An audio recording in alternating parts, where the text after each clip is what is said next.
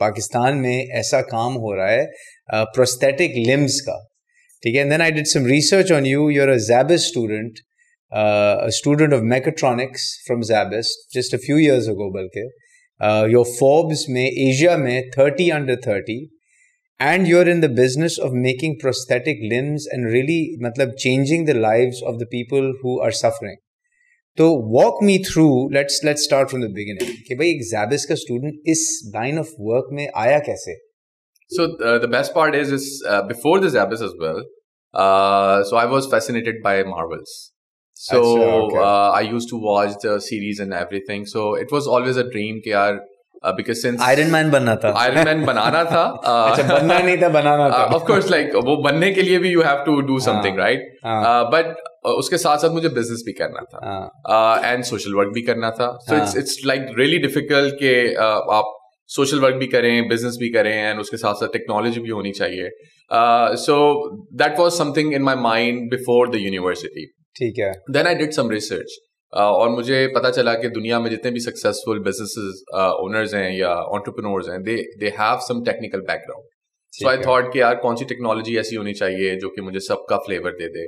So the mechatronics was one of the engineering जिसके अंदर robotics में सब आप पढ़ लेते हैं. So the intention was not to do the hardcore technology but to understand the technology itself. तो इसका मतलब मैं ये जो टेक अवे ले रहा हूँ कि पेरेंट्स शुड बी हैप्पी कि मार्वल सीरीज बच्चों को दिखाएं, बिल्कुल, शायद वो इंस्पायर होके मैकेट्रॉनिक्स इंजीनियर बन जाए और may be they can find out their own ways कि हमने क्या करना है. So mechatronics है क्या? मतलब it sounds like a combination of 3-4 words. Yeah, exactly. So it's like mechanical, electronics, and then software engineering. So it's basically a robotics. ठीक है. So it's all robotics. So it's all robotics. It's how steel, electricity, and some code come together to make something live and do some stuff like robots and all. And I didn't realize यहाँ पे पढ़ाया जा रहा है mechatronics. It's been for so long. Zabis ने तो काफी अर्से 10-12 साल से start किया है, but before that NUST में होता है और भी जगहों पे होता है, and it's a really good degree because इसमें आपके पास जो चीजें learning होती है बहुत ज़्यादा diverse होती है. So does it take a certain mind or a certain जिसे कहते हैं ना O level, A level या इंटर मैट्रिक में वो क्या कहते हैं साइंसेस में अच्छे ग्रेड्स चाहिए होते हैं, फिजिक्स में अच्छे ग्रेड्स चाहिए होते हैं, मतलब इसकी प्रिपरेशन कैसे करते हैं मैकेट्रॉनिक्स की? So that's a great question. So मेरी जो अपनी basic education है, that's not originally from Karachi, it's from Nawabshah.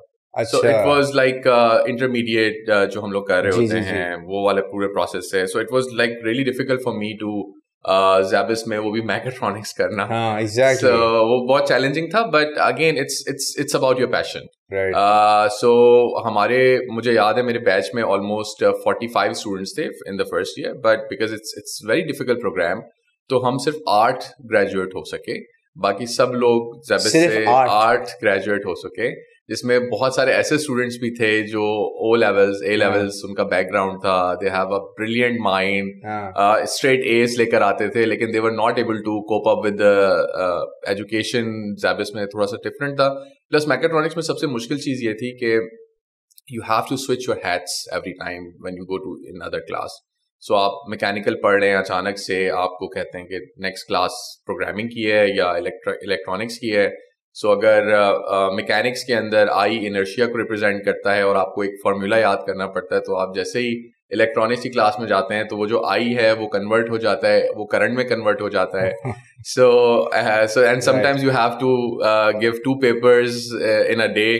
तो आपको याद करना पड़ता है कि अच्छा इसमें जो आई है वो कैसे आइडेंटिफाई करूं, इसमें जो आई है वो कैसे आइडेंटिफाई करूं. तो it gives you a lot of like mind training as well कि आप किस तरह से चीजें चेंज कर सकते हैं. And tell me this कि you said कि 8 बच्चे graduate हुए थे.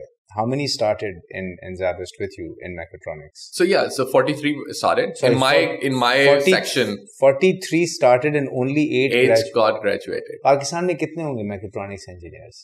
It's hard to say, but I think mechatronics society है, society for mechatronics engineers. We don't have any kind of society because actually वो कहीं पे ना मैकेनिक्स में आते हैं, ना इलेक्ट्रॉनिक्स में आते हैं, ना सॉफ्टवेयर में आते हैं. सो इट्स लाइक तो सोतेले हैं जहाँ पे, हाँ, तो जहाँ पे उनका दिल चाहता है वहाँ पे जो है. And you also have to find out your interest as well.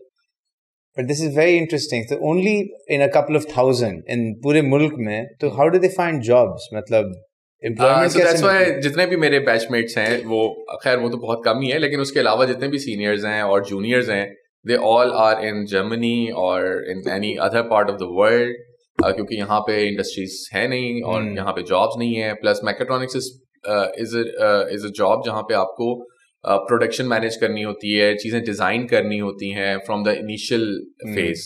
यहाँ पे कुछ अनफॉर्चुनेटली बनता नहीं है, जिसकी वजह से दे हैव टू. R&D तो है नहीं ना यहाँ. रिसर्च इज लाइक बहुत कम होती है रिसर्च.